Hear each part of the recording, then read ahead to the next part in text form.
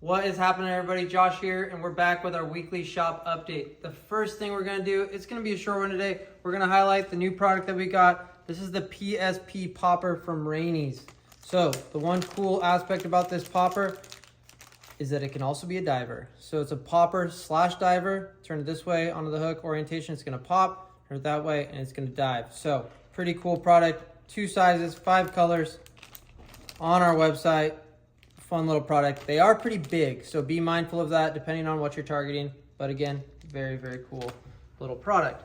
In terms of new products, that really does it for us this week. We don't have a lot new coming this week, but we will have more products coming in the near future. In terms of dates, the big one that's on the horizon that we've been preaching about for the last month is that the rivers are opening here soon. So not this weekend, but the following weekend.